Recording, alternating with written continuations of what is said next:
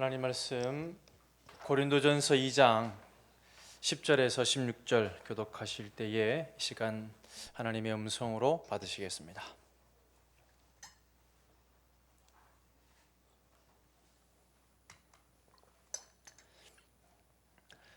고린도전서 2장 10절부터 16절입니다. 아주 교독하시겠습니다. 오직 하나님이 성령으로 이것을 우리에게 보이셨으니 성령은 모든 것 곧 하나님의 깊은 것까지 통달하시느니라.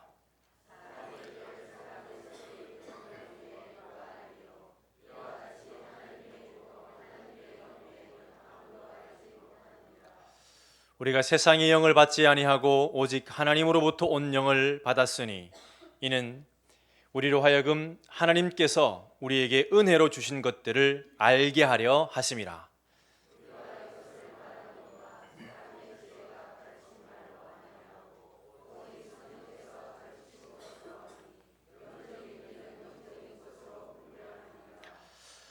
육에 속한 사람은 하나님의 성령의 일들을 받지 아니하나니 이는 그것들이 그에게는 어리석게 보임이요 또 그는 그것들을 알 수도 없나니 그러한 일은 영적으로 분별되기 때문이라.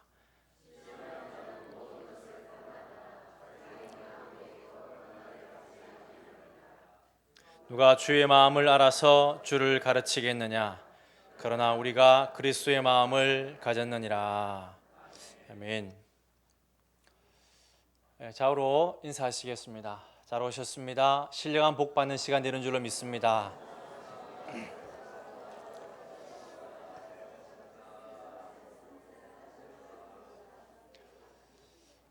PPT로 말씀 또 나누도록 하겠습니다.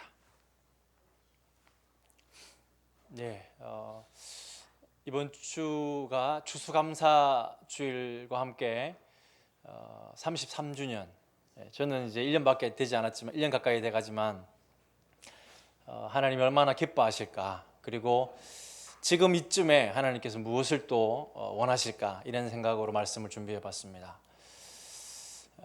주일날 말씀에 하나님을 용화롭게 하는 것이 우리의 삶의 목적인데 그것은 감사로 가능하다. 토다. 근데 그 감사로 예배드리는 것, 오늘 찬양할 때 얼마나 감사가 넘치는지 하나님 기뻐 받으시는 줄로 믿습니다. 또 하나는 고백하는 고백, 죄의 연약함을 고백할 때 하나님께서 참 부족하다는 사실을 오늘도 느끼는 것입니다. 그럴 때 그대로를 가지고 고백할 때 하나님 그것을 또 영화롭게 받으신다. 너무나 은혜를 많이 받았습니다. 새롭게 또 시작되어지는 새로운 또 1년, 그리고 앞으로의 10년, 정말 하나님을 영화롭게 하는 우리 화평교회가 되기를 주님의 이름으로 간절히 축원합니다. 하나님께서 어떤 그 예배, 또 어떤 우리 신앙을 원하실까? 신앙의 성숙이라고 하는 것입니다. 오늘 본문에 고린도전서 2장에 16절 다시 한번 읽기 원합니다. 시작. 누가 주의 마음을 가져서 주를 가르치겠느냐? 그러나 우리가 그리스도의 마음을 가졌느니라. 그리스도의 마음을 가진 자, 우리가 하나님의 성전이다라고 말씀하고 있지 않습니까? 하나님의 기대는 우리가 생각하는 것보다 더 큰 것 같습니다. 우리 개인에게도 마찬가지고 우리 교회를 향한 계획도 마찬가지고 우리의 다음 세대를 향한 계획도 하나님의 그 계획은 실로 위대하고 크다라고 하는 것입니다. 오늘 12절 13절 다시 한번 읽기 원합니다. 시작. 우리가 세상의 영을 받지 아니하고 오직 하나님으로부터 온 영을 받았으니 이는 우리로 하여금 하나님께서 우리에게 은혜로 주신 것들을 알게 하려 하심이라. 우리가 이것을 말하거니와 사람의 지혜가 가르치는 말로 아니하고 오직 성령께서 가르치신 것으로 하니 영적인 일은 영적인 것으로 빔하느니라. 아멘. 지금 이 고린도 교회에 문제 많은 교회, 고린도 교회. 그러나 이 문제를 사도 바울이 개척한 이 사도 바울이 문제의 소식을 듣고 나서 결정적으로 사랑이 부족하다라고 고린도전서 13장에서 이야기하지만은 또 어떤 면에서는 신앙의 이 미성숙함, 성숙되지 못함에 대해서 말씀하고 있고, 그것은 성령님을 따라가는 것이 아니라 인간적인 방법으로 육에 속한 모습으로 그렇게 신앙생활을 하는 것이다 라고 평가하고 있는 것입니다. 이 말씀을 통하여서 우리의 신앙을 돌아보는 그런 시간이 되기를 소망합니다. 제가 대학교 때 정말 대학교 들어가서 은혜를 이렇게 받았던 책입니다. 소책 작은 책자인데 그리스도 내 마음 그리스도의 집이라는 책입니다. 이제 모토는 이 성경 바로 계시록 3장 20절 말씀을 모토로 해서 이제 썼습니다. 로버트 멍어가 썼는데, 볼지어다 내가 문 밖에 서서 두드리노니 누구든지 내 음성을 듣고 문을 열면 내가 그에게로 들어가 그로 더불어 먹고 그로 나와 더불어 먹으리라. 이것이 신앙생활을 한마디로 압축하고 있는 것입니다. 함께 먹고 누리는 것입니다. 성령님이 성전이 되어서 계속 성장하는 것입니다. 닮아가는 것입니다. 과연 우리는 닮아감이 있는가? 그 책에서는 여러 가지 방을 소개하면서 이 방 하나하나를 우리 주님께 내어드리는 그런 모습을 소개하고 있습니다. 특별히 이 그림은 서재, 나의 연구실, 나의 삶에 있어서 그 다른 책들을 내려놓고 성경책을 그 중앙에 펴놓고 성경을 읽어가면서 주님과 이야기하는 그러한 모습이 참 귀하게 담겨져 있는 책입니다. 뿐만 아니라 주방, 식욕과 욕구의 방도 하나님께 내어드리고, 또 거실도 안락하면 쉬는 것도 주님과 함께 쉬는 것입니다. 주일만 예배 드리고 끝나는 것이 아니라 쉬는 것도, 작업실, 오락실도 다 주님과 함께 하는 것입니다. 과연 우리의 신앙생활은 정말 주님께 예배 드리지만 주님과 사귀는 이 삶이, 먹고 마시는 삶이 있는가 돌이켜 봐야 한다는 것입니다.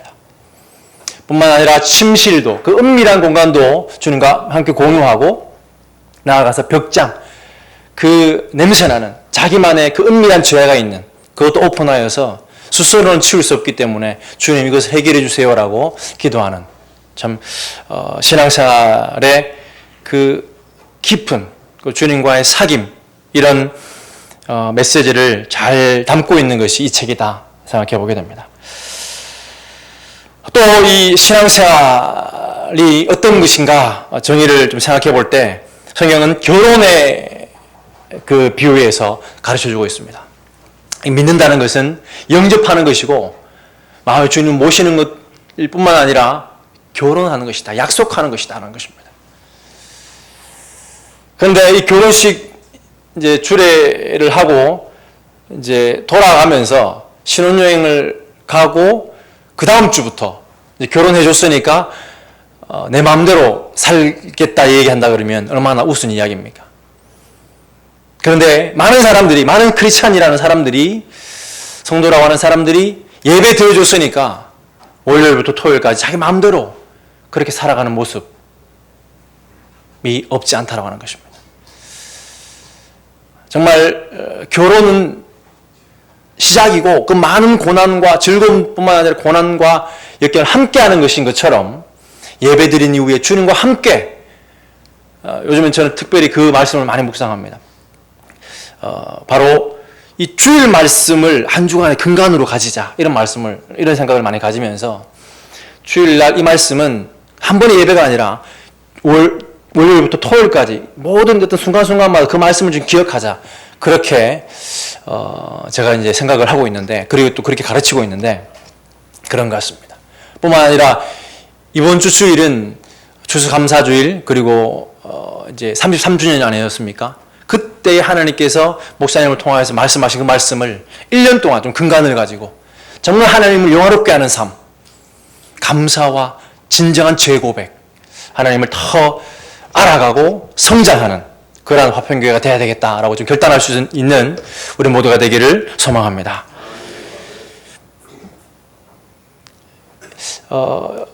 근데 이 성경에는 이 결혼이 파괴에 이르렀다. 그런 이야기를 이제 읽게 되는 것입니다. 구약의 주님과 이스라엘 백성들이 이 결혼, 이 언약을 맺었지만 그것이 파경되어졌다. 떠나버렸다. 라고 하는 것입니다.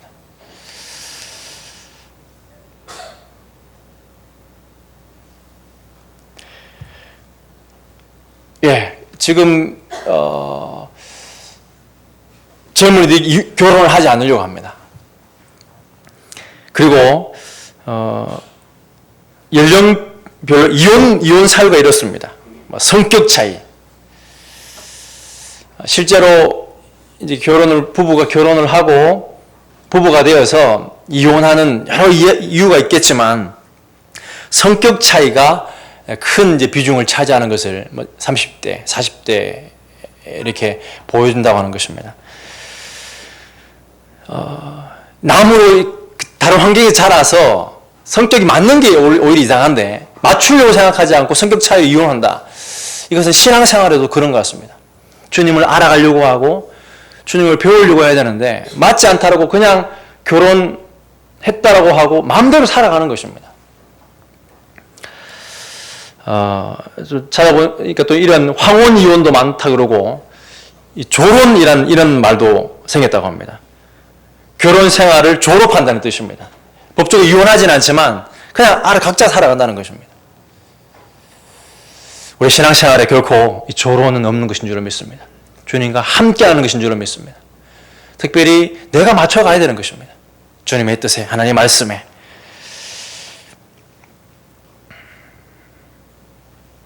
구약은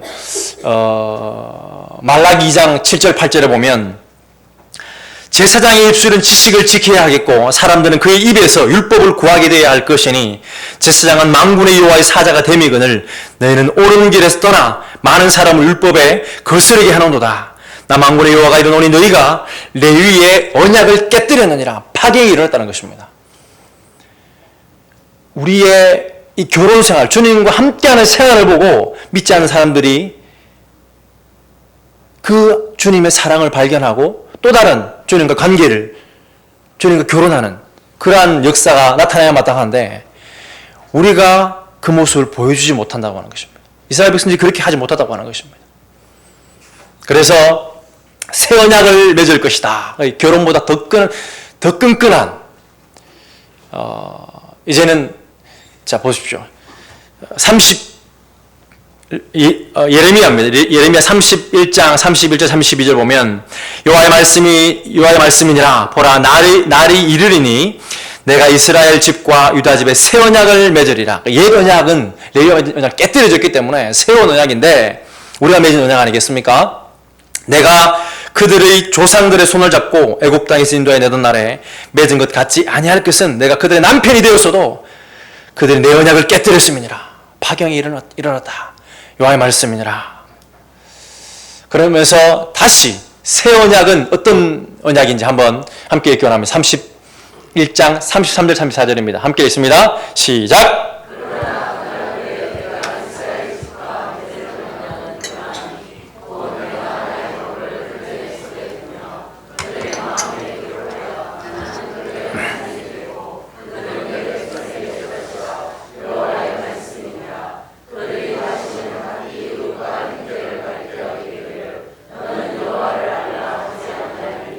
이는 작은 자로부터 큰 자까지 다 나를 알기 때문이라. 내가 그들의 악행을 사하고 다시는 그 죄를 기억하지 아니하리라. 여호와의 말씀이니라. 이 새 언약의 관계를 맺으신 저와 여러분들인데 과연 이러한 삶을 살고 있냐는 것입니다. 내 마음속에 다 주님을 아는 이 성숙함이 있는가?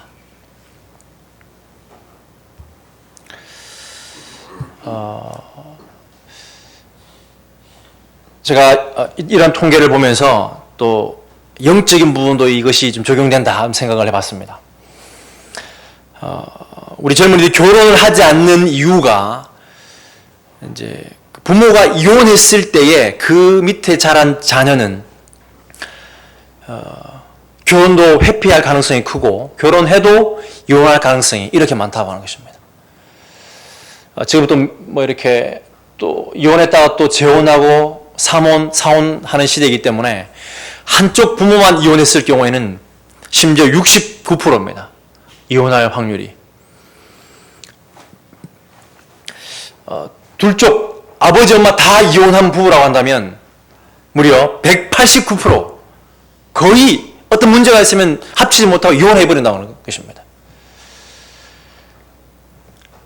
이것도 사회적인 큰 문제가 되겠지만 영적인 이 문제도 부모의 삶이 주님과 결혼했다고 하면서도 이혼한 것처럼 그렇게 살아갈 때 그러한 영적 파경의 삶이 자녀들에게 그대로 흘러가지 않는가, 그런 생각을 해보게 되는 것입니다. 지금 다음 세대 위기라고 모두가 말하는데 그 위기의 근원은 어쩌면 우리 가정에 우리의 잘못된 신앙의 모습은 아닌가 돌아보게 되는 것입니다. 우리가 신앙을 점검하고 정말 하나님께서 원하시는 새로운 또 1년, 정말 성숙한 화평교회가 되기를 주님 이름으로 축원합니다. 오늘 본문에 고린도전서 2장 3장에서는 신앙 상태를 세 가지로 나누어 소개하고 있습니다.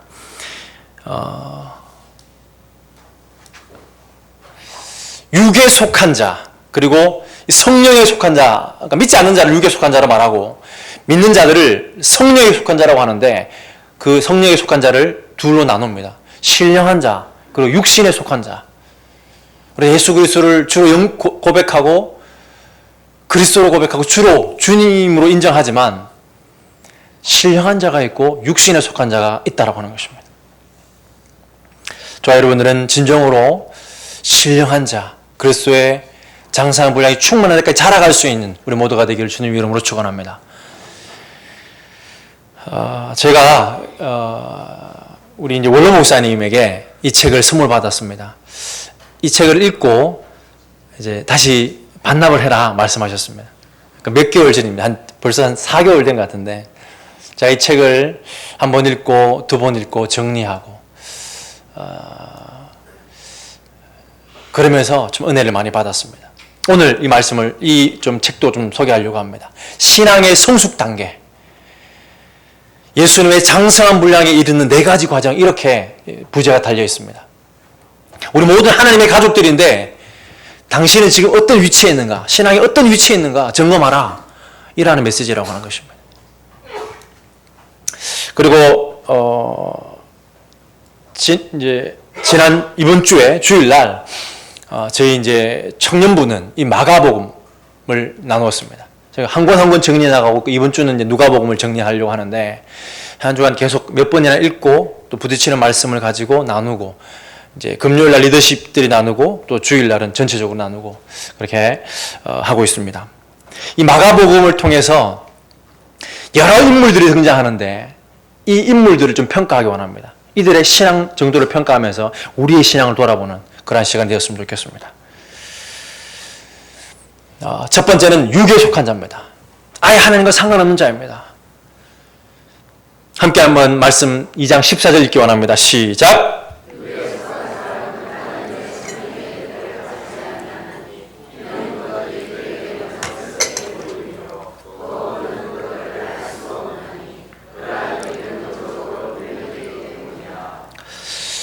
육에 속한 자. 근데 육에 속한 자인데 하나님과 상관없는 자인데 교회에 들어와 있을 수도 있다고 하는 것입니다.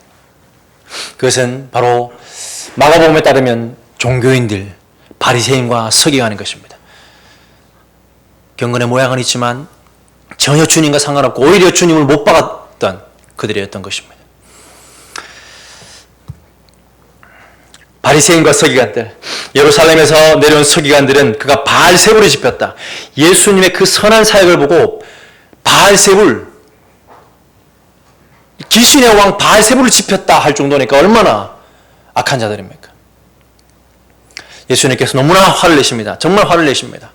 그들을 불러다가 비유로 말씀하시고 사탄이 어찌 사탄을 쫓아낼 수 있느냐, 강하게 화를 내시는 모습을 보게 됩니다. 그리고 마가복음에는 여러 이러한 이제 모습들을 소개하고 있습니다. 바리새인들, 헤롯 땅, 예수를 죽일까 의논합니다. 서로 원수였던 이들도 예수를 죽이는 데는 공통분모를 가지고 덤벼드는 하나님과 전혀 상관없는 자들입니다. 또 예수를 힐난하고 예수를 시험하려고 하고 표적을 구하고, 그리고 8장 15절에 예수께서 경고하여 이르시되 삼가 바리새인의 누룩과 헤롯의 누룩을 주의하라 제자들에게 말하는데, 그것은 그 종교인들의 교만과 외식이고 권력, 인기, 사람들의 눈치를 보는 것, 성공, 이런 것들이라고 하는 것입니다. 하나님을 믿는 것이 아니라 하나님을 이용하는 자들인 것입니다. 전혀 하나님과 상관없는 육에 속한 자들을 말하고 있는 것입니다. 예수님을 책잡으려고 화평교회 성도님들이 이러한 자가 없는 줄로 믿습니다. 말씀 2장 8절 함께 읽어납니다. 시작. 이 시에는 이스라엘 통치자들이 한 사람도 알지 못하였나니 만일 알았더라면 영광의 주를 십자가에 못 박지 아니하였으리라. 이 통치자들, 그 당시에 종교 지도자 아니겠습니까? 권력자들, 한 사람도 알지 못했다는 것입니다. 만약 알았더라고 한다면 영광의 주를 십자가에 못 박지 않았다. 결국 그들이 하나님을 믿는다고 하는 그들이 하나님이 했던 예수님을 못 박는 그 모습을 보게 되는 것입니다. 주여 주여 하지만 주님 다시 오실 때 역시나 오히려 하나님의 방해가 되는 자들은 육에 속하여 있으면서 하나님을 믿는다라고 말하는 자들인 것입니다.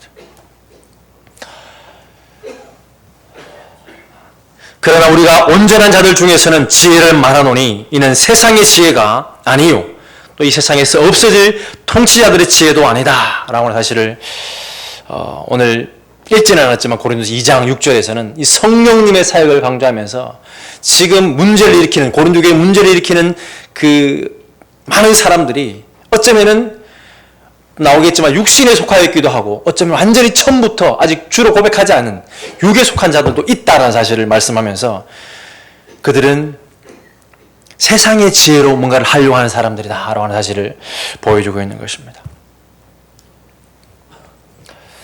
육에 속한 사람 함께 한번 읽겨납니다. 시작. 하나님의 성령의 일들을 받지 아니하나니 이는 그것들이 그에게는 어리석게 보임이요 또 그는 그것들을 알 수도 없나니 그러한 일은 영적으로 분별되기 때문이라.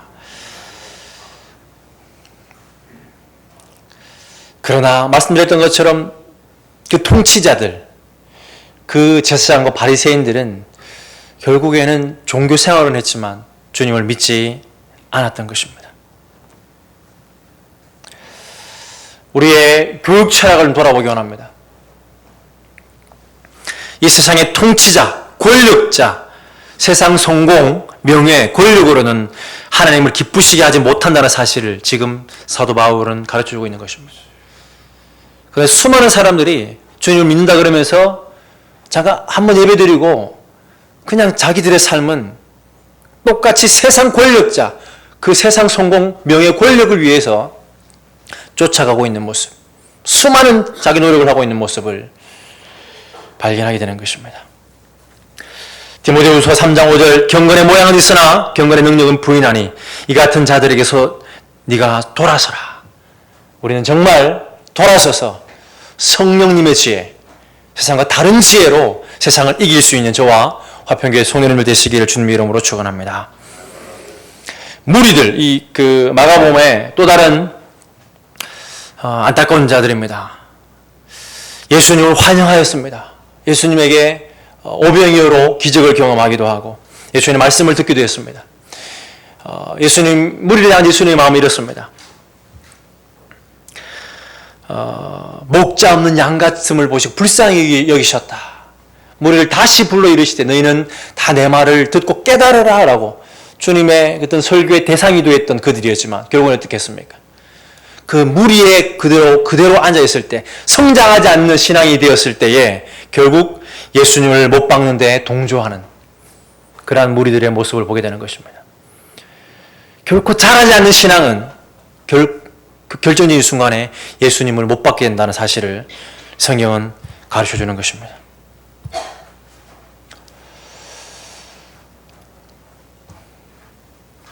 말씀드렸던 것처럼 고린도전서 2장 그리고 3장 초반부에도 신앙 상태 세 가지를 소개하고 있는데, 육에 속한 자, 푸시키코스, 이제 육적인, 천성적인, 본능적으로 생각한다는 것이고, 성령에 속한 자, 푸뉴마티코스인데, 여기는 이제 그 신령한 자가 이 푸뉴마티코스고, 또 육신에 속한 자를 나누어서 소개하고 있습니다. 사르키노스, 이렇게 나누어서 소개하고 있습니다. 그래서 이제 우리 원로 목사님께서 말씀에 그 책을 주신 거에도 정리를 해보면 이 네 가지 영적 단계가 있는데, 갓난아이, 어린아이, 청년, 그리고 아비, 장성한 자. 자라나야 된다. 갓난아이는 이러한 특징이 있다고 하는 것입니다.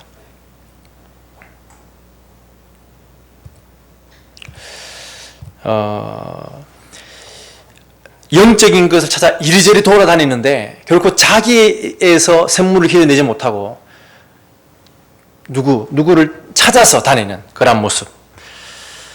극복해야 할 것은 영적 질병입니다. 경쟁의 영, 율법주의의 영. 그리스도의 기본 가르침 6가지를 통해서 확신을 가지는 것이 성장 방법입니다. 악독, 기만, 외식과 시기와 비방이 늘 올라오는데 그것을 잘 짓눌러야 되고, 또 예수님을 통한 아버지의 사랑 안에 거할 때 한 단계 성숙할 수 있다라고 말씀하고 있는 것입니다. 누구나 다 이 갓난아이를 경험하지만 신앙에 성장하지 않는다면 그것은 문제가 된다고 하는 것입니다. 정말 우리는 믿음에 성숙함이 있기를 소망하는데, 제가 마가복음을 나누면서 우리 청년들에게 강하게 메시지를 전했던 것이 제자의 모습입니다. 마가복음은 이 마가가 의도적으로 이렇게 쓰고 있는 것 같습니다. 그 베드로의 위대한 신앙 고백을 8장에 소개하면서 베드로의 신앙 고백 다음에 1차 순환 예고를 합니다. 그리고 어떤 사건이 있습니까? 베드로가 강하게 책망받는 그 장면을 살펴보기 원하고, 그리고 또 2차 순환 예고가 있습니다. 두 번째 다시 십자가의 고난을 받게 될 것을 이야기하시는데, 그 이후에 곧바로 어떤 일을 배치시키냐면 누가 제일 큰가? 주님은 십자가를 이야기하는데 제자들은 누가 큰가? 전혀 지금 이해하지 못하고 있는 것입니다. 세 번째 순환 예고 10장에 등장하는데 곧바로 이어서 자리 다툼. 세베대의 어머니가 좌우편에 앉기 원하고 다 시기하고 질투하고 이러한 모습. 예수님의 십자가와 전혀 지금 맞지 않는 그런 모습을 보여주고 있는 것입니다. 말씀을 한번 읽기 원합니다. 그 첫 번째 이 순환 예고인데 말씀을 함께 읽기 원합니다. 시작. 또 물으시되 너희는 나를 누구라 하느냐? 베드로가 대답하여 이르되 주는 그리스도시니이다 하매, 이에 자기 일을 아무에게도 말하지 말라 경고하시고, 인자가 많은 고난을 받고 장로들과 대제사장들과 서기관들에게 버림받아 죽임을 당하고 사흘 만에 살아나야 할 것을 비로소 그들에게 가르치시되. 이 1차 순환 예고가 그 신앙 고백 위에 1차 순환 예고를 말씀하시는 것입니다. 그런데 곧바로 이어서 어떤 일이 있습니까? 드러내놓고 이 말씀을 하실 때에 베드로가 예수를 붙들어 항변했다 말하고 있습니다. 그것을 보고 예수님은 사탄아 이리로 물러가라, 사탄이라는 말을 쓰면서 강하게 책망하는데, 근데 이 원어가 같습니다. 항변, 꾸짖다, 똑같은 단어를 쓰고 있습니다. 다시 말씀드리면 이 베드로의 항변이라고 하는 것은 베드로가 예수님을 꾸짖고 있는 것입니다.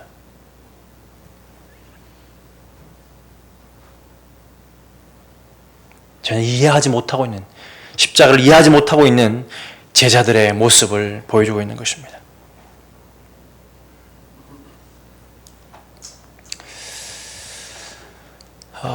저와 성도님들은 주님의 제자인 줄 믿습니다.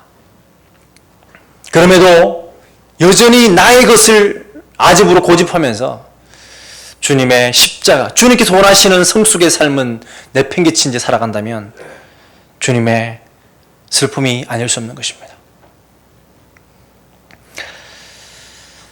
마지막 세 번째 신앙 단계 3장 1절 한번 읽기 원합니다. 시작. 형제들아, 내가 신령한 자들을 대함과 같이 너에게 말할 수 없어서 육신에 속한 자 곧 그리스도 안에서 어린 아이들을 대함과 같이 하노라. 이 신령한 자는 말이 또 나타나고 이 육신에 속한 자는 어린아이다. 아까 말씀드렸던 것처럼 어린아이의 특징들을 그대로 가지고 있는데 자라나야 되는데 자라나지 못하는 제자들의 모습, 어린아이 같은 신앙의 모습을 보여주고 있는 것입니다. 3절 4절도 읽겠습니다. 시작. 너희는 아직도 육신에 속한 자로다. 너희 가운데 시기와 분쟁이 있으니 어찌 육신에 속하여 사람을 따라 행함이 아니리요. 어떤 이는 말하되 나는 바울에게라 하고 다른 이는 아볼에게라 하니 너희가 육의 사람이 아니리요. 4절을 현대어로 읽으면 여러분 가운데 바울과 아볼로 중에 누가 더 위대하냐 하는 문제로 교회를 분열시키는 사람들이 있다니 그것이 곧 여러분이 주님 안에서 조금도 성장하지 못했다는 것이 아니고 무엇이겠습니까? 자라나지 않는 신앙. 그 자라나지 않을 때에 자기만 자라나는 것이 아니라 자라나지 않는 것이 아니라 공동체에 피해를 주고 있는 그것이 바로 고린도 교회의 수많은 문제를 양상했던 그런 원인이었다는 것을 보게 되는 것입니다. 사랑하는 화평교회 성도님들께서는 정말 육신에 속한 자가 아니라 나의 메시아가 제자들의 예수님을 따라가는 그 목적이 달랐는데 메시아간이 바뀌어야 될 줄을 믿습니다. 육신에 속한 자의 모습이 아니라 예수님을 알고 예수님께서 원하시는 제자가 되는 저와 화평교회 성도님들 되시기를 주님의 이름으로 축원합니다. 누구든 나를 따라오려거든 자기를 부인하고 자기 십자가를 지고 나를 따를 것이니라 말씀하고 있습니다. 정말 우리가 주님께서 원하시는 성숙함이 우리의 소원이 되어야 될 줄로 믿습니다. 어떤 또 다른 것을 주십시오가 아니라 성숙함이 하나님께서 우리에게 원하시는 바라고 하는 것입니다. 갓난아이에서 어린아이로 자라나야 할 것입니다. 하나님과 친밀한 관계 쌓기, 죄를 이기고 승리를 취하고 아버지를 알아가고 내 안에 있는 하나님의 기름 부음을 인정하고 주 안에 거하고 주의 임재 안에 안식하며 잠잠해지기를 배우는 것, 행함과 진실함으로 사랑하는 것, 중보기도와 영적 전쟁을 시작하는 것, 그것이 어린아이의 모습입니다. 우리의 신앙은 어디쯤 와 있습니까? 마가복음에 가난한 자리 또 등장하는데 예수님께서 믿음을 칭찬하는 자들입니다. 중풍 그 병자의 네 친구들, 또 혈병 여인, 또 수르보니게 이방 여인, 여리고 소경 바디메오, 백부장의 그런 고백. 예수께서 그들의 믿음을 보시고 또 그 혈병 여인에게 너의 믿음이 너를 구해냈다. 그 공동체, 그 친구를 달아내렸던 중풍병자를 살리기 위해서 지붕을 뚫고 달아내렸던 그 내 친구의 그들의 믿음, 또 혈병 여인 너의 믿음, 그리고 바디메오의 내 믿음이 너를 구원하였다.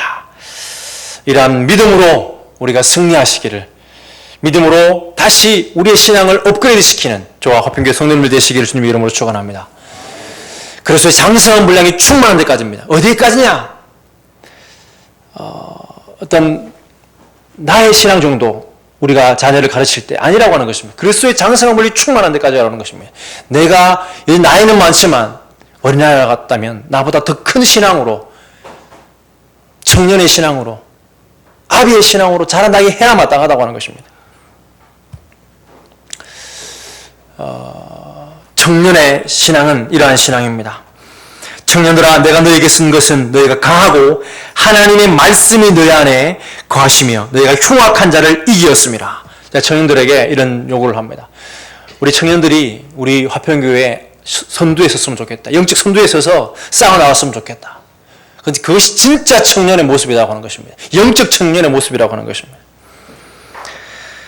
극복해야 하는 것이 사람을 두려워하는 것입니다. 사람 눈치 보고 사람의 영향을 받아서 물러있는 것. 우리 청년들이 계속 저에게 목사님 방향을 정해 주십시오라고 하는데 방향은 벌써 정해져 있는 것입니다. 성숙함인 것입니다. 그리스도의 장사 물량이 충만한 데까지 나오는 것입니다. 물론 1년 1년 계획도 중요하겠지만 우리의 일평생 그리스도의 장사 물량이 충만한 데까지 말씀을 붙드는 자리, 그 성장 방법이 말씀이 마음속에 거하게 하라. 악한 자를 이기라. 은사를 소홀히 여기지 않도록 점검하라. 주님의 성품을 닮아가라. 하나님의 부르심과 신령한 복을 힘써 지키라. 무의미한 변론을 피하라. 믿음을 연습하라. 청년의 정욕, 야망, 자아실현을 피하라. 하나님의 계획을 발견하라. 이것이 청년의 모습이라고 하는 것입니다. 아비의 모습 더 놀랍습니다. 아버지이신 여러분, 내가 여러분에게 이 글을 쓴 까닭은 여러분이 태초부터 계신 분을 알고 있기 때문입니다. 주님을 알고 주님과 함께 거하며 주님의 뜻을 알고 그리스도의 마음을 알고 그 마음으로 세상을 싸워 이기는, 과제는 세상이나 세상인 것들을 사랑하지 말아야 된다고 하는 것입니다. 그 특징은 예수 그리스도의 발자취를 따라 그분의 고난에 동참하는 것. 마가복음에 읽어봤던 것처럼 자기를 부인하고 자기 십자가를 지고 주를 따라가는 것입니다. 성숙한 사람의 특징, 이 특징이 저와 여러분들의 특징이 될 수 있기를 소망합니다. 아버지의 사랑으로 세상을 이긴다. 자기 자신을 포기할 줄 아는 겸손이 있다는 것입니다. 하나님의 뜻을 알고 하나님의 사랑이 힘의 원동력이라고 하는 것입니다. 그리고 합당한 열매를 맺는 것입니다. 말로서가 아니라 열매를 맺는 삶이라고 하는 것입니다.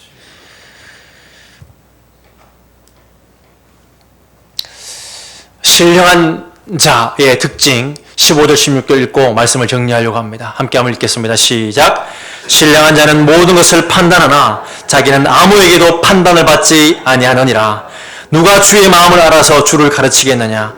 그러나 우리가 그리스도의 마음을 가졌느니라. 아멘. 판단하죠. 많이 판단하지만 그 판단이 결코 나에게 영향을 주지 못합니다. 사람에게 일희일비하는 것이 아니라 주님의 그 말씀에 따라서 묵묵히 걸어가는 것이 신령한 자의 모습이다. 그리스도의 마음을 가졌다라고 하는 것입니다. 생명은 마땅히 자랍니다. 그리스도의 장성한 분량이 충만한 때까지 자라는 것을 소망하는 33년을 맞은 우리 화평교회가 되기를, 그 안에 우리의 공동체, 우리 성도님들 되시기를 주님의 이름으로 축원합니다. 함께 기도하시겠습니다. 살아계신 하나님, 33주년을